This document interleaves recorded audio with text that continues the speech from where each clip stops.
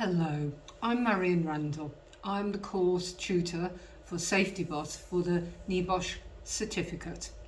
I personally, along with my company SafetyBot, have been spent about 20 years working with students going through the certificate. And what I thought is that I would give a few pointers about the open book online exam for NG1, some do's and don'ts and some thoughts about the exam.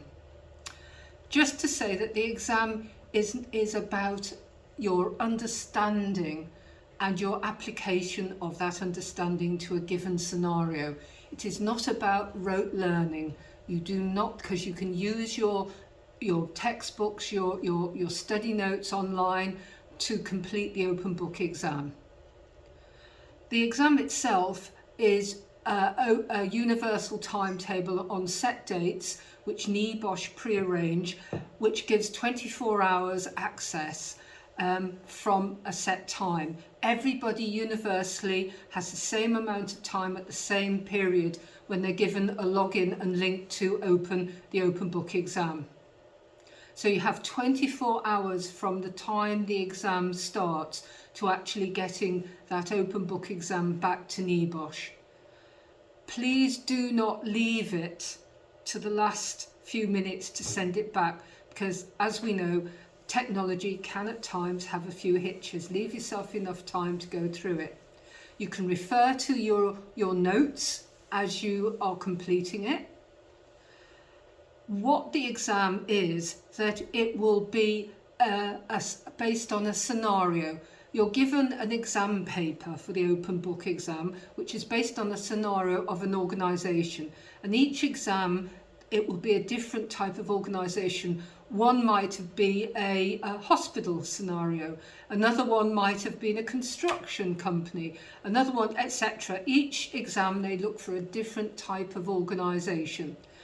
And within that scenario, which is about 2 pages of A4 length, you will be given a lot of information about that company, and you are adopting a role within that company, possibly like the newly appointed health and safety manager.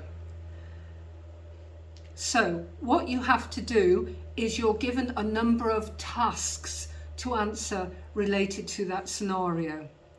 And those tasks have numbers against them which indicate how many marks you will be allocated. So if it had a task, for example, with 10 in the brackets, that usually implies that they want 10 separate points to be answered.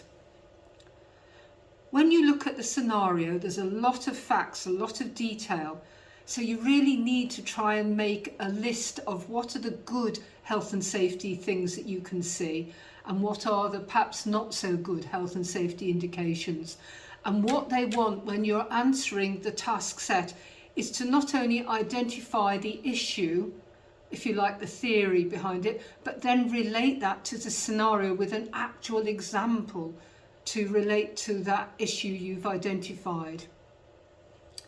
I'd like to tell you a little bit of some of the do's and don'ts. I've included with this short video a suggested layout of things to do and things not to do. Let's go for the good things first of all.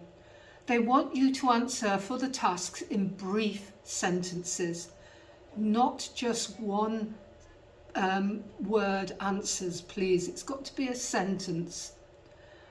And you've got to answer enough points, reference the marking scheme. So if it's got 10 marks, they want 10 separate things, not 1 or 2, because you're throwing your marks away. And for every one that you answer, you've got to relate it to that scenario. You've got to say, in that scenario you've given, what's an example that you're discussing? So those are some of the do's. Sentences, not one worders, so sentences with enough points and related to the scenario. Don'ts. Please do not type it in essay style with it all jumbled up, all as though you were doing an essay. Do not just give single words as answers unless they say that they want that. And most important is the spacing. For every separate sentence that you're making to answer a task, please leave a space after it for the next one so that you can count, and the examiner, when trying to mark, can count that you've got 10 if it was a 10 mark allocation. So just to say the don'ts: not essay style, not jumbled up, please leave spaces between separate points, and please do enough of them. I hope that this helps you, and you can see attached a suggested layout which was just related to looking at culture, a topic of culture. So I hope those things help you, and I look forward to many years of your professional competency. Thank you.